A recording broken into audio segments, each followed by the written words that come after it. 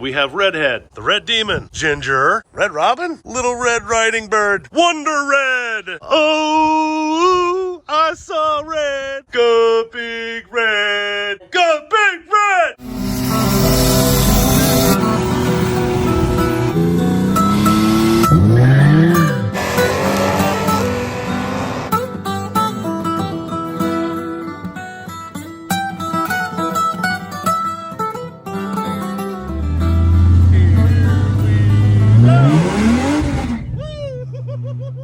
Okay, we're back with Geoffrey. What are we gonna mess with today? We still have a number of squawks on this thing. We have excessive brake dust on the left front wheel, which Old Turd is donating to the cause. We have some old original, oh, I just closed that lid with all the screws on it. We have some original rotors from Turd. We're gonna do a brake job on the front. A look at our EGR valve. We have it plumbed in with a little Harbor Freight vacuum pump, so we're going to do some diagnosing. It's running fine, but it's just giving us a check engine light, which is annoying. We got the shifter done last week. We did the odometer gears. Did you do a video on that, on the odometer gears? Driver's side catalytic converter is leaking, so I'm going to cut the heat shield off of that, just examine to see if that's truly what it is. All right, so he's going to fire it up. We'll let it warm up for a minute, and then we'll get right into the testing.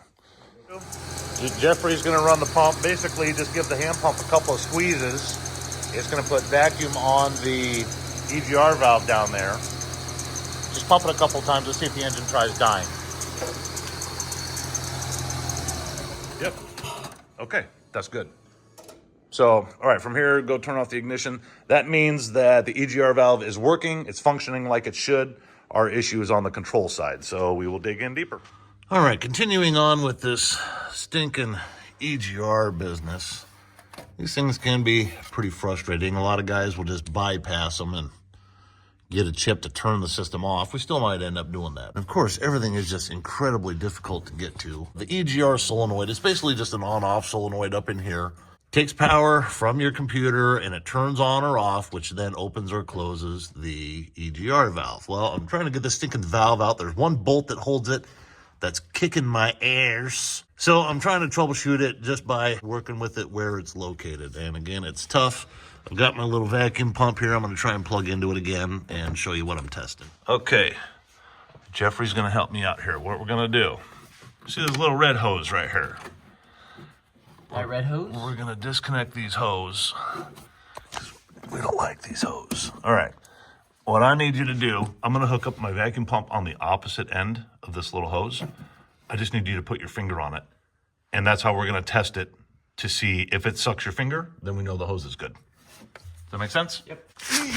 Get my old man butt up underneath here. I got the hose connected up there. I don't know if you can see that. The longer one is that red hose. Yeah. And then the, that is red up there, right? Yep. And then my shorter one here is the green hose, is what goes to the EGR. Now, I've already tested that, but I'm going to do the same thing here. So we're just going to go like this. You got your finger on it? Yeah. We're going to watch our gauge. It should go up and it should stay up. That's sucking your finger? It's sucking your finger? Yeah. Okay, and let's see if it's, ooh, it's leaking down. Okay, so it's got a leak, but let me see. That might be my connection down here first. Get in there. No! Oh, it fell out. Are you ready to try again? Yes. Got your finger on it? And, okay, we pumped it up. Look at that. It's holding. Okay, take your finger off. Sweet. Let's do it one more time just for good measure. Ready? Nope. Let me get my finger on it. Okay, guys, I think I got something here. All right, now, as I hooked up to the solenoid, hooked that up to my pump. It's the side that goes to the vacuum of the engine, right? We pump on it, and I got nothing, so that is open to the atmosphere. The solenoid is not working, which also means that you have a vacuum leak. Okay, so we are back. This stupid little thing really kicked our butt. Geoffrey has little baby hands, so if you ever need somebody to pull out one of these solenoids, just holler at Geoffrey. He will hook you up. But this is the air valve, the EGR solenoid. Air valve, solenoid, something. I'm calling it a solenoid, but all it does, it takes power. It's got just two wires, connectors right in there, right? And the computer will put in power here and basically just tell this valve to open. On one side, it's suction from the engine, which I think is this one, suction from the engine. So it's always sucking air here. And then when the computer wants it to, it'll open the valve. So then it's also sucking here, which will open the EGR valve. So we're going to put a little pumper on it. So if this is supposed to only work, you know, at certain times, right now I'm pumping on it and it's not, you can hear the air hissing through it. Is it going here? It's not going here. So it's sucking air. It's almost like it has a thing in here that's ruptured or something. It's leaking when it shouldn't be. Now, just for giggles, let's try the other end to see what happens. Same. Yeah, so, and that's normal. That's kind of what you would want, that it would be open to the EGR. Hear that? It's like there's a diaphragm or something in here that's ruptured. So we're gonna take this apart and see what we can figure out. Or we can just go buy another one, right? But I'm sure these are real cheap, right? I mean, it's only 30 years old. Come with me. Come with me as we go deep into the mind of an EVR solenoid. EVR, Echo Victor Romeo.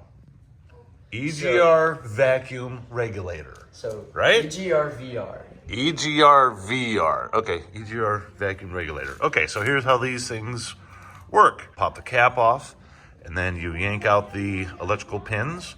Then you get some pliers on here. You give this a little wiggle jiggle, and this is the solenoid coil, if you will. A little diode on there, nothing spectacular. A little O-ring on the end. Then down in here, what you have is the sealing disc along with a spring. So those just fell out. On this one originally, it had some carbon and crud right in here where it seals against this inner hole. But I do believe all this thing does, I'm gonna guess that it's supposed to block off any vacuum like so when the engine's running. And I'm gonna guess when you put voltage to this, it actually poses the disc and pulls the disc back that way. I'm gonna guess that's how it works, but I don't know yet. Anyway, a little bit of crud on this, so we just took it apart. We're gonna put it back together and find out what happens. Have I told you how entertaining this is? This is great. Keep going. Don't stop. Doing great. Come on, hurry up. I'm already a minute in. I want to see it. Hey. We got to catch it on video. Yeah, get mad. Get mad. Get mad. Just don't hit us stuck.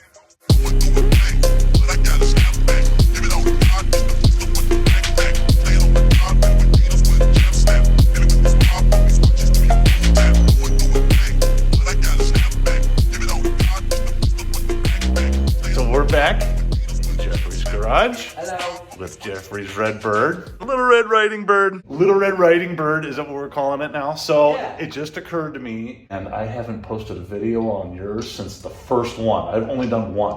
When you first got surprised by it and all that, Yeah. we just Was that kind the of Windows you were recording? I think The so. Windows. I think so. I think it was the Windows, yeah. So since then, Geoffrey has done like, what, 6 videos or something on I've done- yours? oh, Plus yeah. Ice Cream Cruise, plus a lot. So go check out his channel, Car Stuff with G. I started a video like months ago and I never finished it. So now we're back and we're going to wrap up some stuff. Say hi.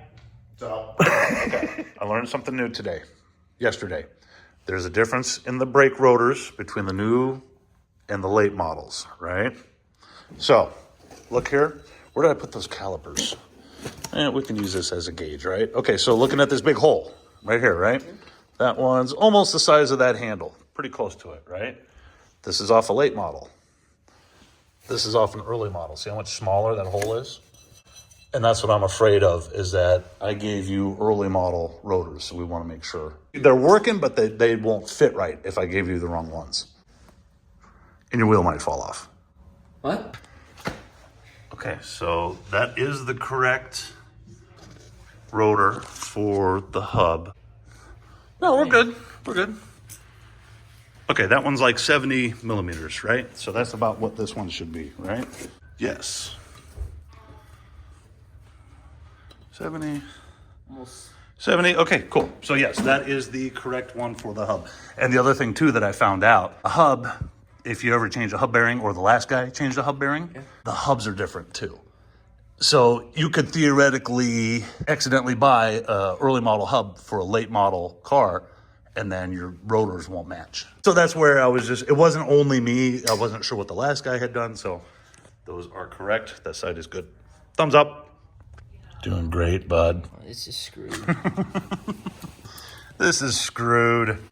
We checked out this rotor. This is also the correct one, so I don't remember where the heck I got these from. I thought they were from Turd, but they can't be because these are late model.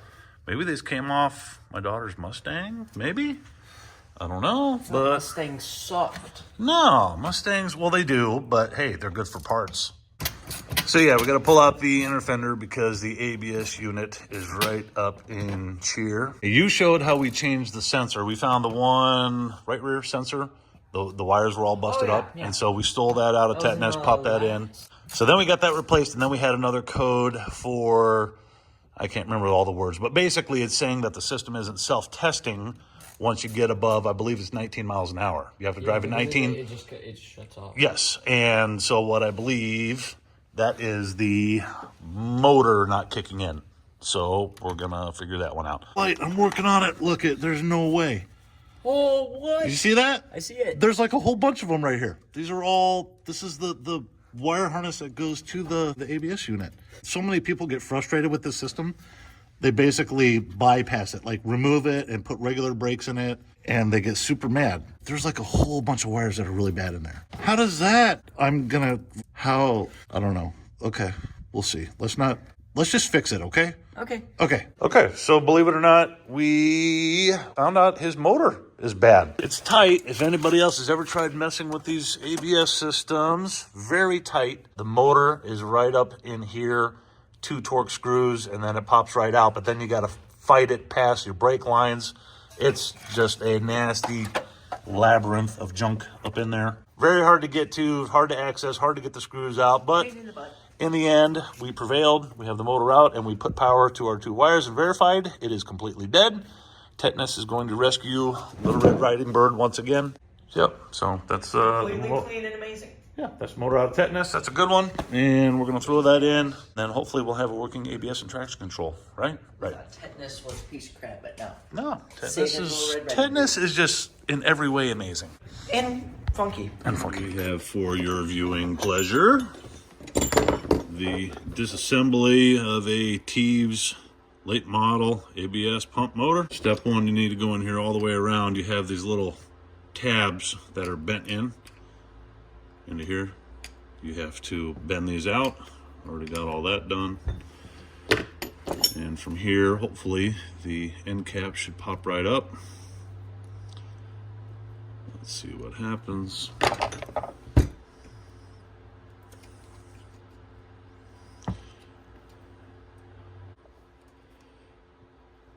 Yeah, it is trying to bring the armature with it. I don't know if that's good or bad. Well, let's just yeet, right? I mean, there's no other way but to yeet. I think everybody would agree with that. Oh, we got magnets. Yeah. Okay. Oh, look at that. Oh, can you see all that crud? Here. There you go. I don't know what that is, but yeah, that's pretty gross. Okay. Oh, the brushes are just shot. There's no brushes left on the motor. Okay, so this one was done. Can you see the brushes? Electrical motor, standard motor, straight DC, not a brushless. It'll have 2 brushes, one here, one over here. When they wear out, they just don't make any contact with the commutator. Will that pop out? Let's try to give this a tap. I can't tell if it's moving. Hey, it's moving. That's a good thing. So here's your commutator. See how that is all crudded over? That's nasty, like burnt, fried stuff. So this pump was struggling to run for quite some time. I was going to use Scotch-Brite, but steel wool will work for demonstration purposes. You just clean off that comm.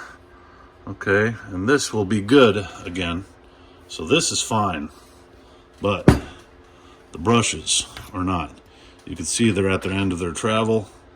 These should be poking all the way out into here, and they're not. So these are just plain worn out. So if we can get brushes, I could fix this pump motor again. But for now, tetanus is gonna save Little Red Riding Bird. That's cool.